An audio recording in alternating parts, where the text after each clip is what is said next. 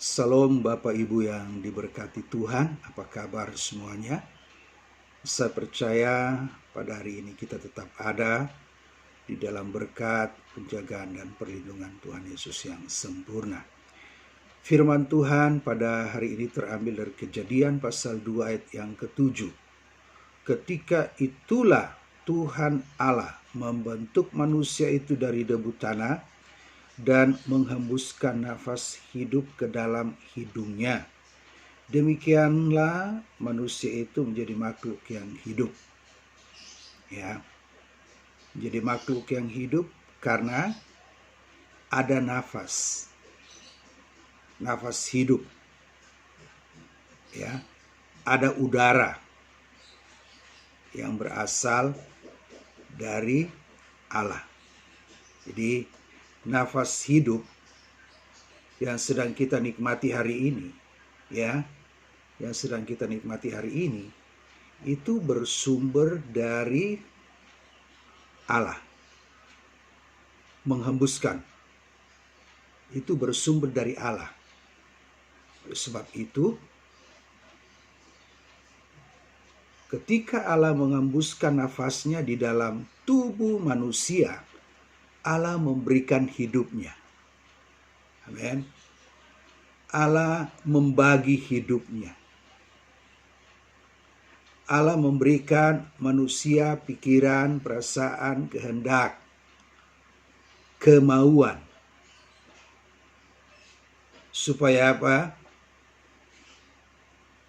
Bisa membangun persekutuan dengan Allah. Jadi kalau ditanya, apa tujuan Allah menghembuskan nafas hidup ke dalam tubuh manusia? Supaya manusia bisa bersekutu dengan Allah.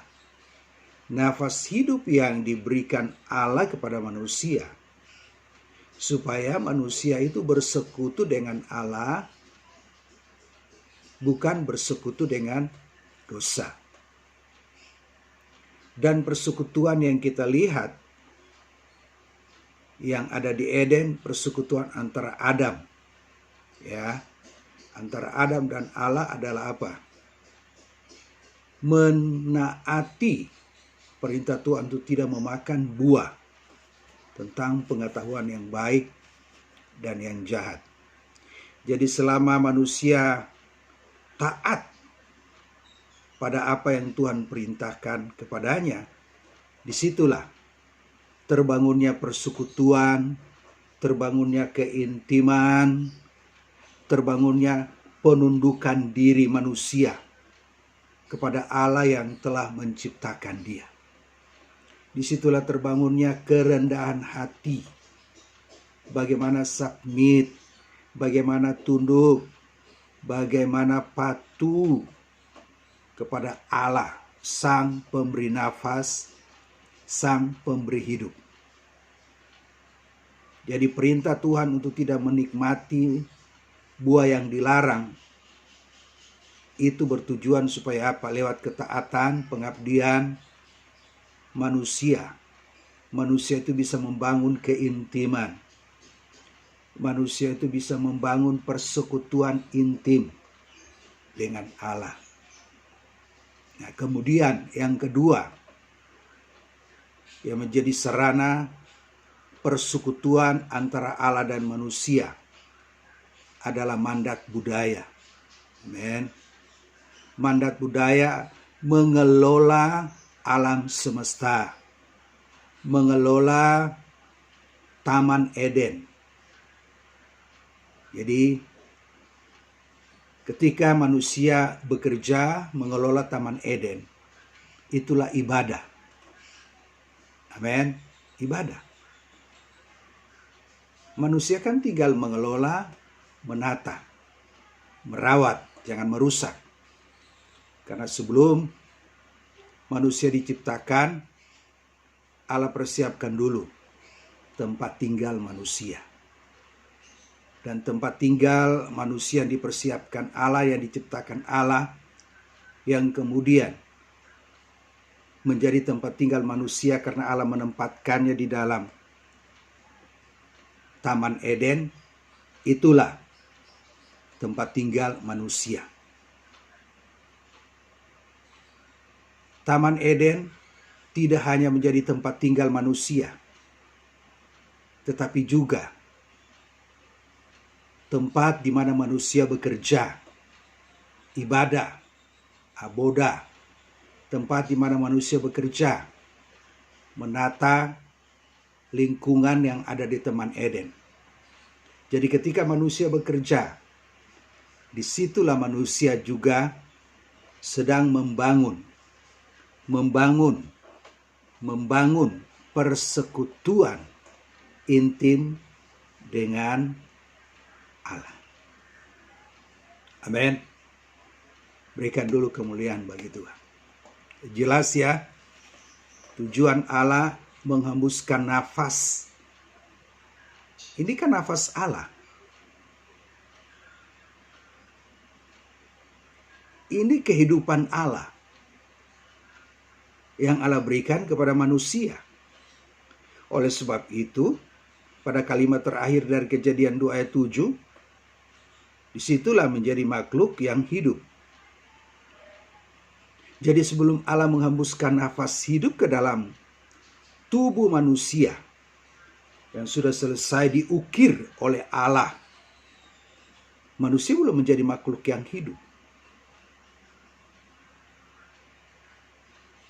Manusia itu tidak bedanya dengan orang yang mati, yang sudah terbujur kaku di dalam peti jenazah. Tetapi setelah itu Allah menghembuskan nafas, maka manusia menjadi makhluk yang hidup. Ya, manusia menjadi makhluk yang hidup, bukan hidup untuk dirinya sendiri, tetapi untuk Allah. Jadi nafas yang dihembuskan Allah, yang berasal dari Allah, hidup Allah sendiri, diberikan kepada manusia, sehingga manusia menjadi makhluk yang hidup, bertujuan supaya manusia itu hidup untuk Allah.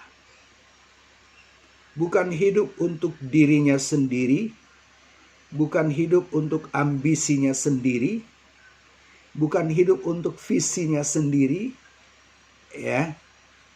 Bukan hidup untuk dosa, tapi hidup untuk Allah. Amen.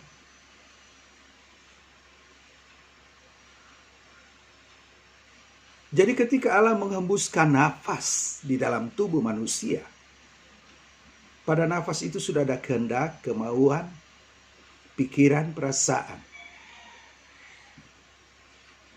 Sehingga manusia memiliki rasio. Manusia memiliki perasaan. Supaya apa? Tadi saya katakan hidup untuk Allah. Supaya mengabdi kepada Allah.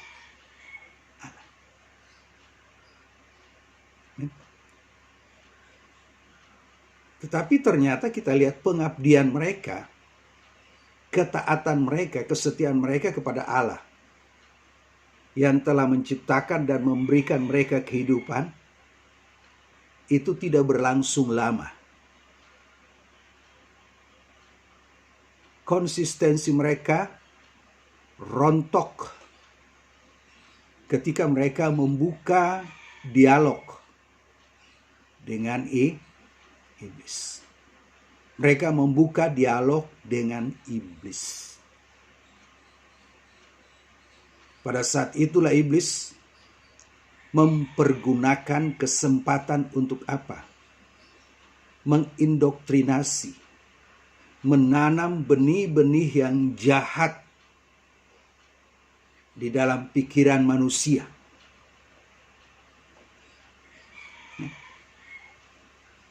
Benih jahat yang pertama, kamu tidak akan mati. Allah katakan kamu mati, tapi iblis katakan kamu mati. Kamu tidak akan mati. Dan benih jahat yang kedua, yang ditanamkan dalam pikiran manusia pada waktu itu.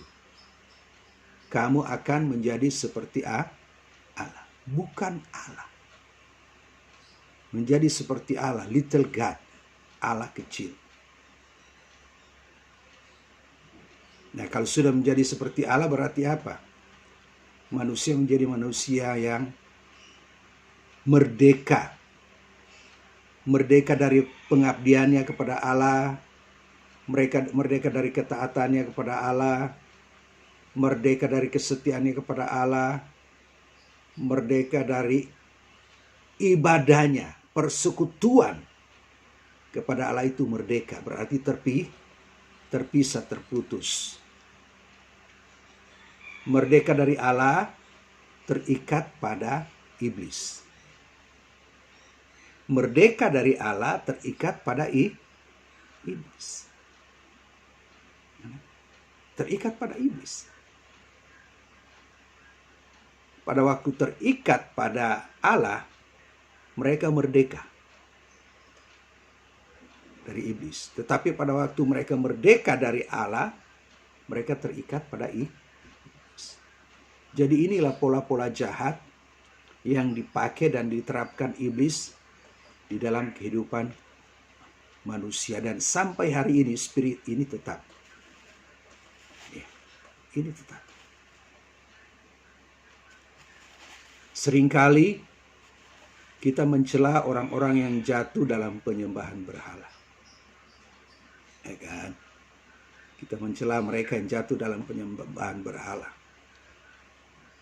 Cinta ditolak, dukun bertindak.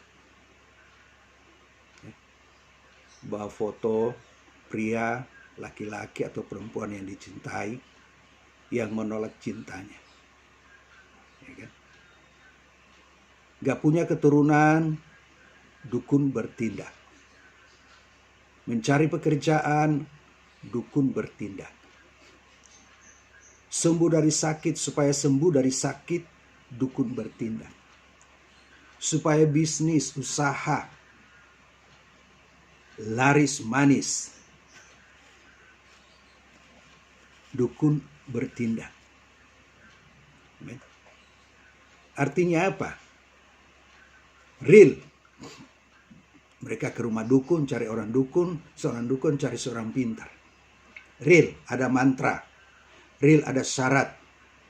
Ayam hitam, ayam putih, ada uang, ada kembang. Real. Kenapa? Karena kita berpikir orang-orang yang menyembah iblis melalui medianya yaitu dukun, hanya mereka saja yang jatuh dalam penyembahan berhala.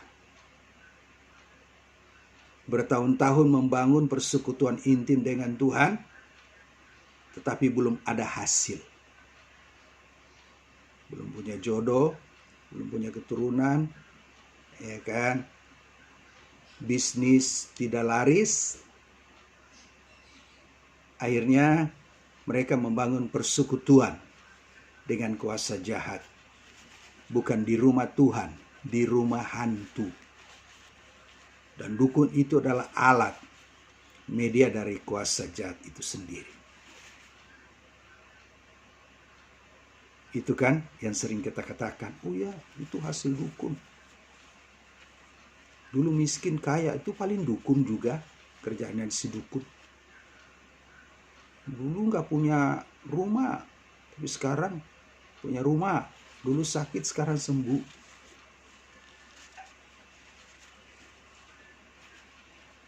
Padahal gini loh Bapak Ibu, tolong dengar.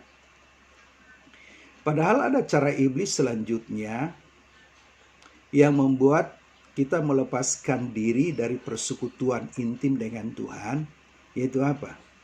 Cara iblis yaitu apa? Kita nggak usah ke dukun, kita nggak usah ke rumah orang pintar, kita nggak usah ada mantra-mantra abrakadabra, ya.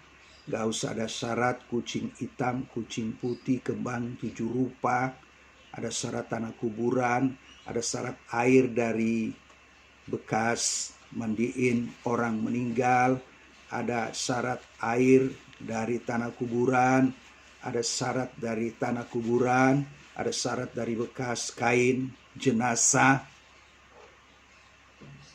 ada syarat keris, mantra-mantra, abrakadabra. Padahal bukan itu saja. Orang jatuh di dalam persekutuan dengan kuasa jahat. Cara selanjutnya yang dilakukan oleh iblis adalah yang ia katakan kepada manusia, kamu akan menjadi seperti Allah. Gak usah ke rumah dukun, gak usah ke rumah orang pintar, gak usah dukun bertindak ketika menghadapi kesulitan hidup, gak usah. Tetapi pada saat kita mengandalkan kekuatan, ya kan? Kamu akan menjadi seperti Allah. Ini connects dengan apa? Yeremia katakan, jangan mengandalkan kekuatan. Jadi orang yang menjadi seperti Allah, little God, ya, dia kan nggak ke rumah dukun, nggak ke rumah orang pintar, nggak baca buku ramalan nasib, primbon-primbon, ya kan? Nggak bergantung pada bintang, Pisces, Leo, atau segala macam. Nggak bergantung pada horoskop, langit, bintang-bintang, meramal nasib, ya.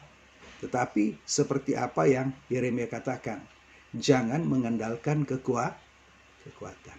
Nah, setelah manusia jatuh dalam dosa dan manusia menjadi seperti Allah, disitulah manusia mulai meninggalkan kekuatan. Dia udah nggak perlu Tuhan, dia udah nggak perlu dukun, nggak perlu tukang ramal, nggak perlu orang pintar, ya. Tetapi dia jadikan dirinya sebagai Tuhan. Berarti apa?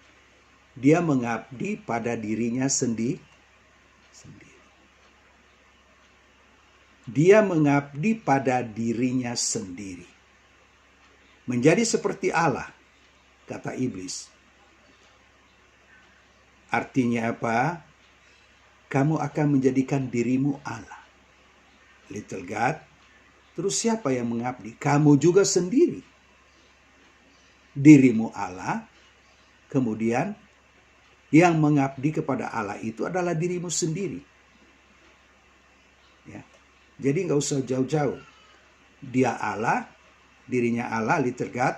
Dia juga sebagai pengabdi, sebagai abdi dalam untuk dirinya sendiri.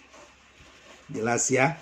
Jadi orang-orang yang terlibat dalam kuasa gelap tidak hanya ada di rumah dukun, tetapi pada saat ia menjadi Allah untuk dirinya sendiri, pada saat ia mengandalkan kekuatannya sendiri, disitulah dia juga sudah menjadi penyembah berhala.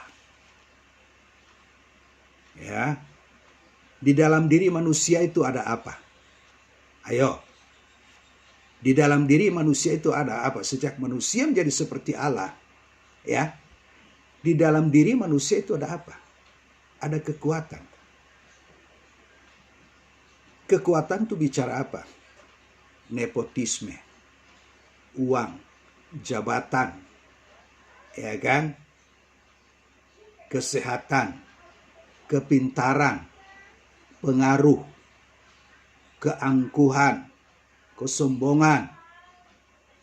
Itu juga berbicara kekuatan. Amin. Itu juga bicara kekuatan. Karena punya kekuatan uang, sudah gak butuh orang lain, gak butuh Tuhan. Bahkan dengan uang yang ada, dia menjadikan dirinya Allah untuk orang-orang yang bisa disogok, orang-orang yang bisa dibayar. Ia menjadikan dirinya Allah, little God, untuk orang-orang yang membutuhkan pertolongan dari dirinya sendiri.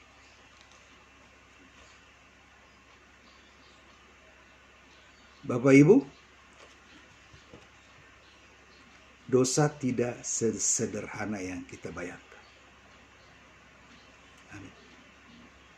dosa tidak sesederhana yang kita bayangkan.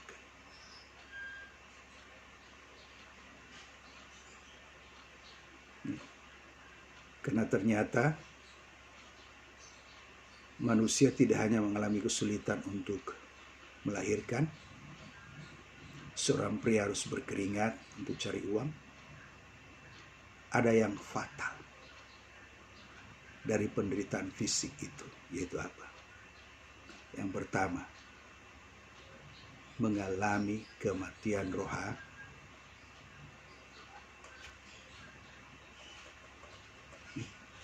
Jadi dosa tidak sesederhana yang kita bayangkan.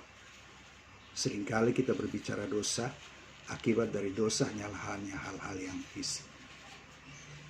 Oh iya nih, dia sakit karena ada dosa.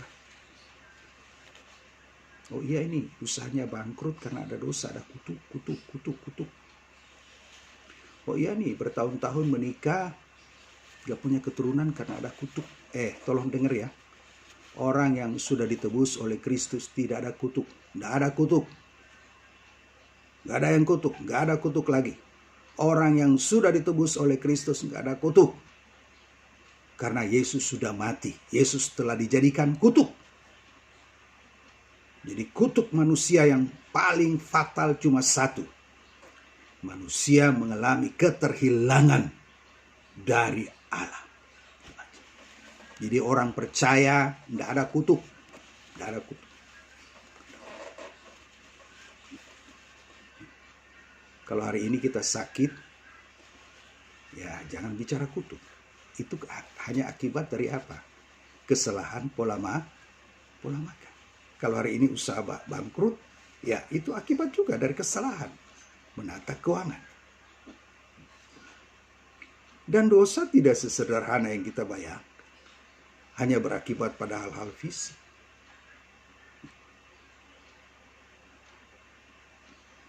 Akibat dari dosa itu fatal. Manusia mengalami kematian rohani. Mengapa manusia mengalami kematian rohani? Karena sudah selingkuh. Sudah bercabang hati. Roh yang Allah berikan di dalam tubuhnya sebagai makhluk hidup telah salah dipergunakan. Nafas Allah itu telah dipakai untuk membangun persekutuan dengan dosa, dengan keinginan daging.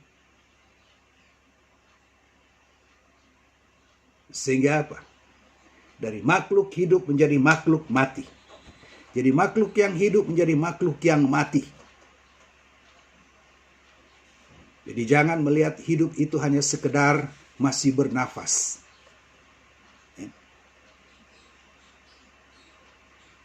Orang ateis juga masih bernafas. Orang yang betul-betul hari ini nggak percaya pada Yesus, yang menolak, membenci, menista nama Yesus, juga masih bernafas. Kalau kita melihat hidup itu hanya sekedar masih bernafas, kan saya masih bernafas. Saya masih hidup.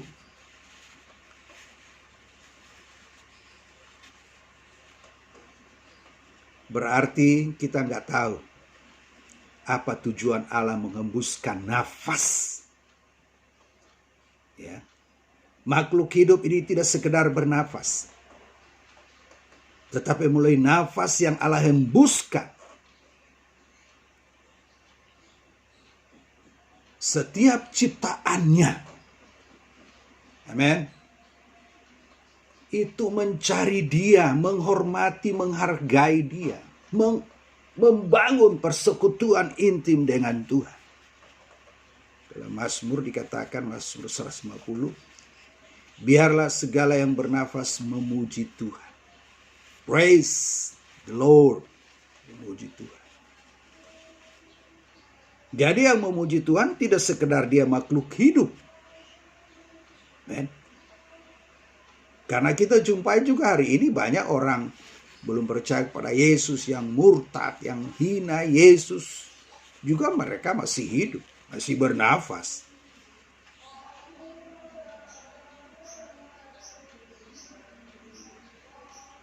Ya kan? Biarlah semua yang bernafas, segala yang bernafas memuji Tuhan.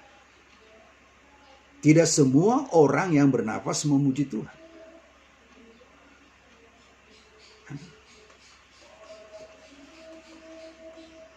Tidak semua orang yang bernafas memuji Tuhan.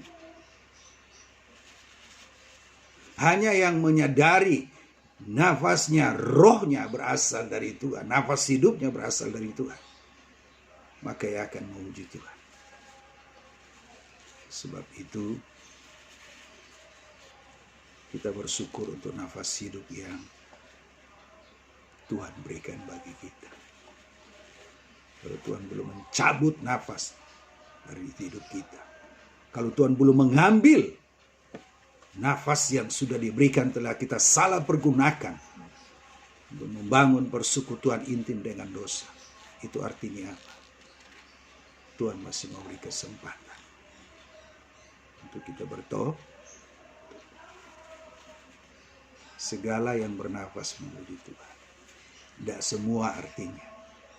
Tidak semua manusia. Tidak semua ciptaan Tuhan untuk memuji Tuhan. Ada juga yang masih memuja Tuhan. Pembenci Tuhan, menghina Tuhan. Ada. Segala yang bernafas itu adalah orang yang menyadari bahwa nafas hidupnya dari Tuhan. Tidak sekedar menyadari nafas hidupnya dari Tuhan, tapi ia tahu nafas hidup berasal dari Allah. Hidup Allah yang Dia berikan kepada kita manusia. Supaya apa? Kita memuji Tuhan. Ada persekutuan. Supaya kita memiliki kehausan dan kelaparan akan Allah. Supaya kita merindukan Allah setiap hari. Bukan merindukan dosa, bukan merindukan dunia. Orang yang merindukan berbuat dosa, merindukan untuk menjawab tantangan dunia, yaitu apakah sila dunia dengan segala isinya, maka memang dia masih bernafas. Masih bernafas, tetapi hanya sebatas nafas fisik. Bukan nafas dalam pengertian semangat, gairah, spirit untuk mencari Allah. Jadi hidup jangan sekedar bernapas. Kalau hidup itu hanya sekedar bernapas, oh kan saya masih hidup. Lebih dari nafasku. Nah, lebih dari nafasku artinya apa? Hidup itu tidak sekedar bernapas, tetapi nafas yang aku nikmati hari ini. Aku sadar itulah hidup Allah yang Allah berikan di dalam diri manusia. Itulah hidup Allah yang Allah berikan dalam hidup manusia. Supaya apa? Manusia itu memiliki rasa haus, rasa lapar. Merindukan Tuhan. Bukan merindukan dosa. Bukan merindukan dunia. Amin.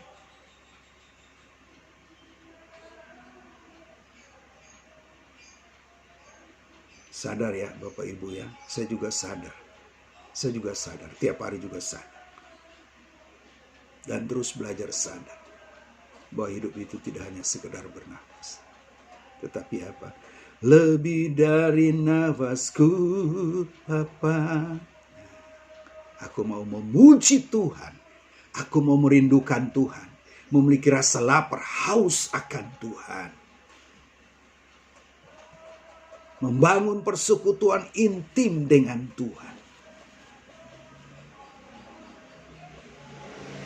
Amin Bapak Ibu. Yakobus pasal 4 ayat 5. Yakobus pasal 4 ayat 5. Janganlah kamu menyangka bahwa kitab suci tanpa alasan berkata roh yang ditempatkan Allah di dalam diri kita diingininya dengan cemburu. Roh, nafas, hidupnya yang ia hembuskan luar biasa. sekalipun ia telah memberikan nafas terhadap seluruh miliaran manusia, tetapi Allah tidak bakal kehabisan nafas. Amin.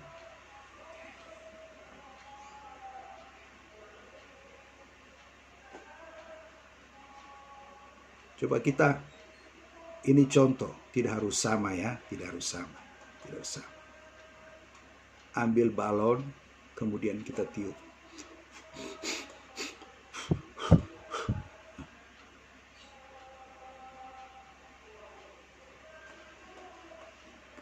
Kesulitan bernafas, kesulitan.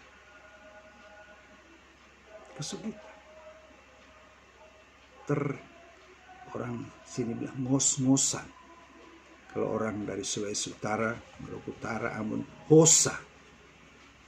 Hosa itu pada waktu berlari kencang, kemudian itu hosa, ngos-ngosan.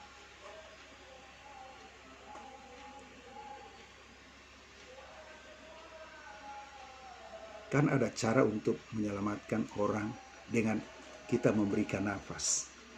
Maaf kata, mulut ketemu mulut, kemudian ditiup.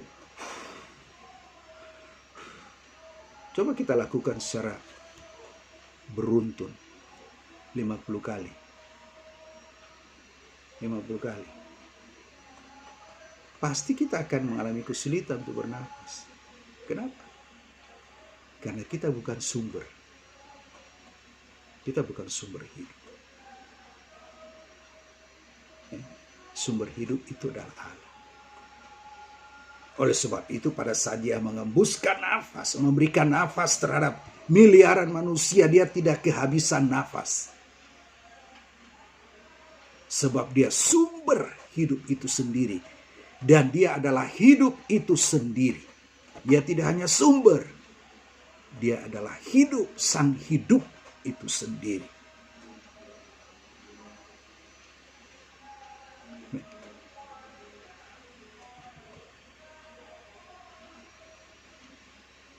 Jadi Allah cemburu. Loh, kenapa Allah cemburu? Karena lewat nafas yang ia hembuskan, itu berbicara bahwa dia hadir. Amin. Ia hadir. Kan nafas itu dari Allah. Dari Allah. Allah menghembuskan. Jadi ketika Allah menghembuskan nafas di dalam diri manusia, itu berbicara tentang apa? Kehadiran Allah. Allah hadir. Itu hidup Allah. Itu nafas Allah. Jadi Allah cemburu ketika kita mempergunakan hidup kita ini untuk membangun persekutuan intim dengan dosa. Jadi ada yang salah dalam hidup kita. Ada yang salah dalam hidup kita. Kita butuh uang. Butuh uang, amin. Tapi uang itu bukan tujuan, itu sarana. Karena uang itu bukan tujuan, hanya sebatas sarana. Kita harus merindukan Allah. Yang kita rindukan Allah, bukan uang. Kehausan kita itu kehausan akan Allah, bukan kehausan akan uang, harta dunia.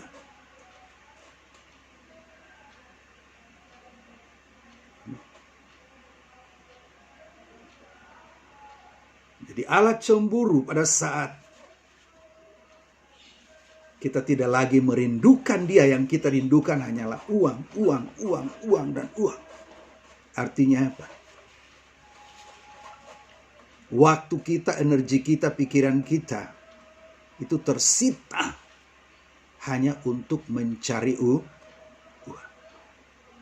Yang kita pikirkan cuma uang. Sebelum tidur uang. Bahkan sampai tidur pun uang, sampai mimpi menjadi orang kaya. Karena apa? Yang ada di dalam pikirannya cuma uang. Sehingga pada waktu mimpi, ia mimpi menjadi orang kaya. Jatuh dari hotel lantai 7. Begitu sadar, rupanya masih di dipan, masih di tempat tidur. Karena waktu, pikiran, perasaan, kehendak, semuanya, dia hanya haus akan uang. Sehingga sampai tidur pun mimpi buruk. Mimpi buruk kenapa? Karena ia bermimpi hartanya dirampok, dicuri, mau dibunuh orang untuk merampok hartanya. Kenapa? Karena yang dipikirkan cuma itu. Amin. Oleh sebab itu Allah cemburu. Allah cemburu. Pada saat kita mengasihi satu pribadi, satu benda, satu kegiatan yang melebihi cinta kita kepada Yesus, itu membuat Allah cemburu. Ya. Kenapa istrimu cemburu kepadamu, hai suami? Kenapa? Engkau sudah mulai membagi cinta, membagi hati, membagi pikiran, perasaan dengan wanita lain. Mengapa suamimu cemburu, hai istri? Kenapa? Engkau juga sudah mulai membagi perhatian, membagi cinta, membagi hati dengan laki-laki lain. Ya kan? Ada laki-laki, ada suami yang begitu mesra banget terhadap perempuan lain. Mesra banget. Salam sis, apa kabar? Tambah cantik aja hari ini. Dan itu dia ucapkan pada waktu istrinya berada di samping dia.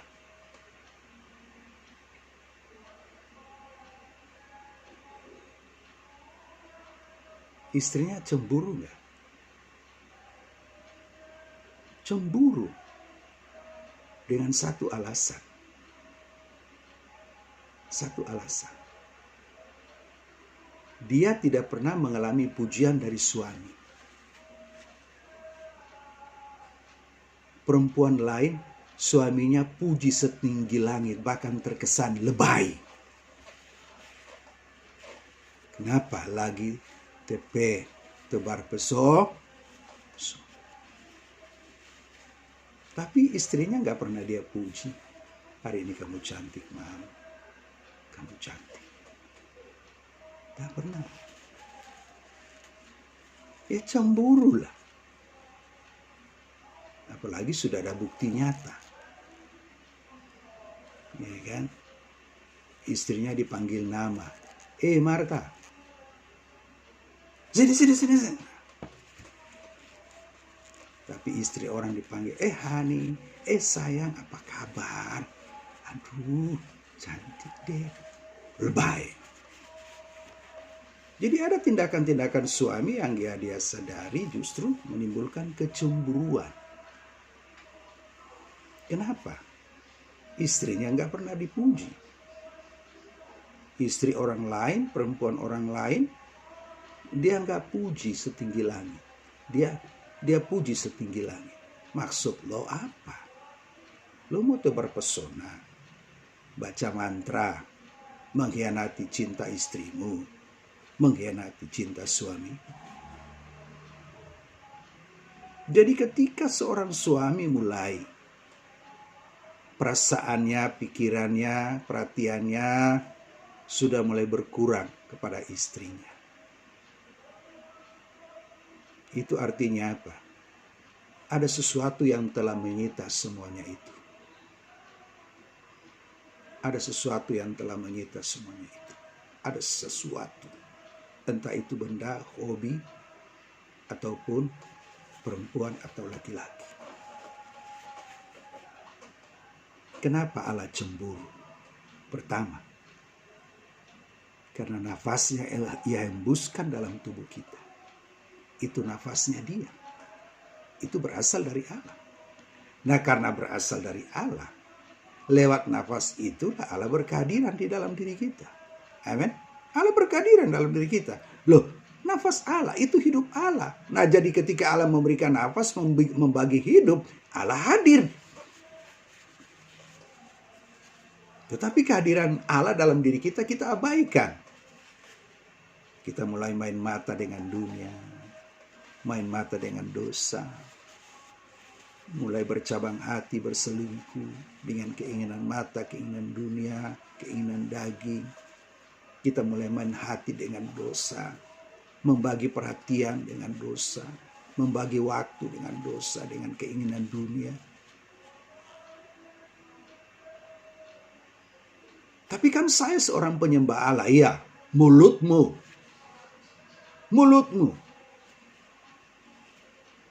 yang berkata engkau menyembah Allah, tapi perbuatanmu tidak menunjukkan engkau sebagai penyembah Allah. Mulut ngaku orang percaya, perbuatannya tidak menunjukkan sebagai orang percaya. Mulut ngaku menyembah Tuhan, tapi perbuatannya tidak menunjukkan sebagai orang yang menyembah Tuhan.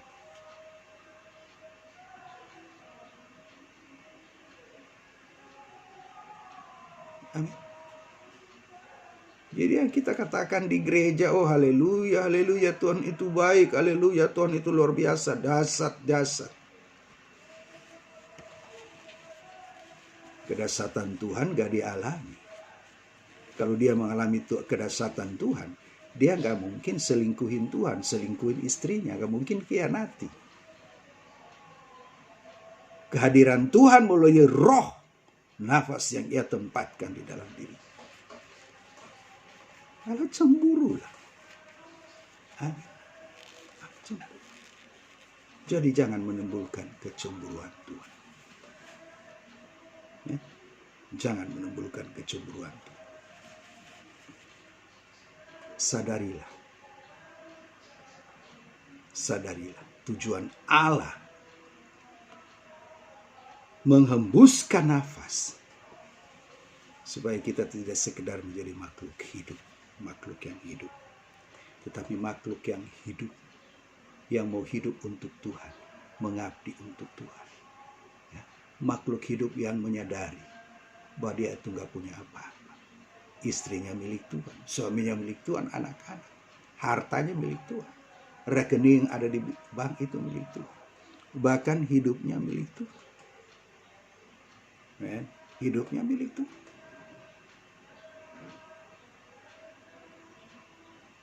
Sehingga apa? Lewat nafas hidup yang Allah hembuskan, yang berbicara juga tentang kehadiran Allah dalam diri manusia. Itu hidup Allah. Dia berikan hidup supaya kita menjadi makhluk hidup. Hidup bukan untuk diri sendiri. Hidup untuk Tuhan dan kerajaannya. Amin. Tuhan berkati.